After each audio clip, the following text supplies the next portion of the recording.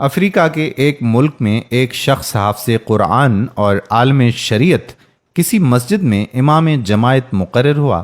لوگ اس عالم کا بہت احترام کرتے تھے اور ہر شخص چاہتا تھا کہ اس عالم کو اپنے گھر دعوت میں بلائے، خصوصاً رمضان المبارک میں۔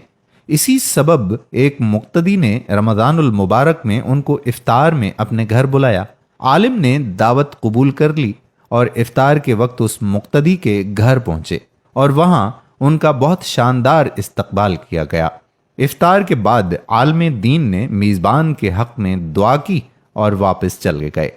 مقتدی کی زوجہ نے عالم کے جانے کے بعد مہمان خانہ کی صفائی ستھرائی کی تو اسے یاد آیا کہ اس نے کچھ رقم مہمان خانہ میں رکھی تھی، لیکن بہت تلاش کے باوجود وہ رقم اس عورت کو نہیں ملی، اور اس نے اپنے شوہر سے پوچھا کہ کیا تم نے وہ رقم لی ہے؟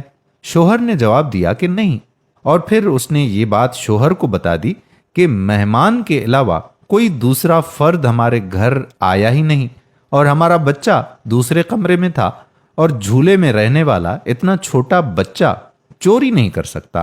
بالآخر دونوں اس نتیجے پر پہنچے کہ رقم مہمان نے چوری کی ہے، اور یہ سوچتے ہوئے میزبان کے غم و غصے کی انتہا نہ رہی کہ ایسا کیسے ہو سکتا ہے کہ ہم نے اتنی عزت اور احترام کے ساتھ اپنے گھر بلایا اور انہوں نے یہ غلط کام کیا۔ اس شخص کو قوم کے لیے نمونہ عمل ہونا چاہیے تھا، نہ کہ چور ڈکیت۔ غم و غصے کے باوجود اس شخص نے حیا کے مارے اس بات کو چھپا لیا، لیکن در عین حال عالم دین سے دور دور رہنے لگا تاکہ سلام دعا نہ کرنی پڑے۔ اسی طرح سال گزر گیا اور پھر رمضان المبارک آ گیا، اور لوگ پھر اسی خاص محبت اور جوش و خروش کے ساتھ عالم دین کو اپنے گھر میں افطار کے لیے بلانے لگے۔ اس شخص نے اپنی زوجہ سے کہا کہ ہمیں کیا کرنا چاہیے، مولانا صاحب کو گھر بلائیں یا نہیں؟ زوجہ نے کہا بلانا چاہیے، کیونکہ ممکن ہے مجبوری کے عالم میں انہوں نے وہ رقم اٹھائی ہو، ہم انہیں معاف کر دیتے ہیں تاکہ اللہ بھی ہمارے گناہ معاف کر دے۔ اور پھر اس شخص نے مولانا صاحب کو اسی عزت و احترام کے ساتھ اپنے گھر افطار پر بلایا۔ جب افطار وغیرہ سے فارغ ہو گئے تو میزبان نے مہمان سے کہا کہ جناب، آپ متوجہ ہوں گے کہ سال بھر سے آپ کے ساتھ میرا رویہ بدل گیا ہے۔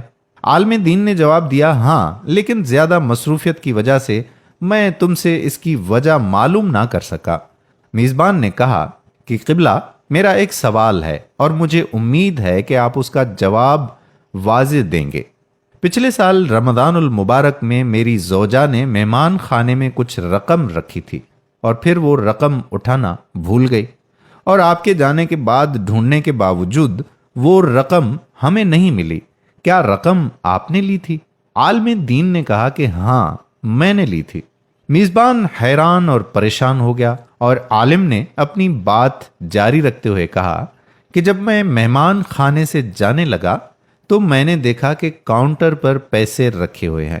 چونکہ تیز ہوا چل رہی تھی اور نوٹ ہوا سے ادھر ادھر اڑ رہے تھے، لہٰذا میں نے وہ نوٹ جمع کیے اور میں وہ رقم فرش کے نیچے یا کہیں اور نہیں رکھ سکا کہ ایسا نہ ہو کہ تم وہ رقم نہ ڈھونڈ سکو اور پریشان ہو جاؤ۔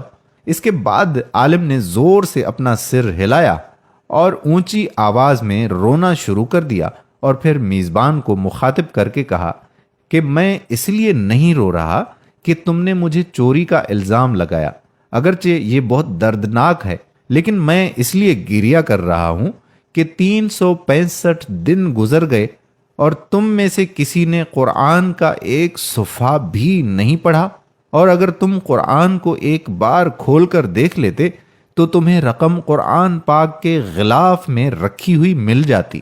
یہ سن کر میزبان بہت تیزی سے اٹھ کر قرآن مجید اٹھا کر لایا اور جلدی سے کھولا، اور اس کی مکمل رقم قرآن پاک میں رکھی نظر آ رہی تھی۔ دوستو، یہ حال ہے بعض مسلمانوں کا کہ سال بھر میں بھی قرآن نہیں کھول کر دیکھتے اور اپنے آپ کو سچا اور حقیقی مسلمان سمجھتے ہیں۔ امید کرتا ہوں کہ ہماری آج کی اس ویڈیو کے بعد آپ فوراً اٹھیں گے اور اپنے گھر میں موجود قرآن پاک کو کھول کر ضرور پڑھیں گے۔ میری کوئی بات بری لگی ہو تو میں معذرت چاہتا ہوں۔ یہ کہانی اس لیے آپ کی خدمت میں پیش کی گئی تاکہ آپ کو احساس ہو کہ ہم کون سی چیز بھول رہے ہیں جو ہماری زندگی میں اہم ہے۔ امید کرتے ہیں کہ ہماری آج کی ویڈیو آپ کو ضرور پسند آئی ہوگی۔ ویڈیو کو زیادہ سے زیادہ شیئر کیجیے گا، کیا پتہ کہ کس کے دل میں یہ بات اتر جائے اور وہ قرآن مجید اٹھا کر پڑھے گا تو اس کا ثواب آپ کو بھی ملے گا اور مجھے بھی ملے گا۔ اگر آپ نے ابھی تک ہمارے یوٹیوب چینل راہ حیات آفیشل کو سبسکرائب نہیں کیا تو چینل کو ایسی ویڈیوز دیکھنے کے لیے سبسکرائب کریں اور بیل کے بٹن کو بھی پریس کر لیں تاکہ آنے والی مزید ویڈیوز کا نوٹیفیکیشن آپ کو بر وقت ملتا رہے۔ آپ کا میزبان قادر بخش کلہوڑو آپ سے اجازت چاہتا ہے۔ اللہ حافظ۔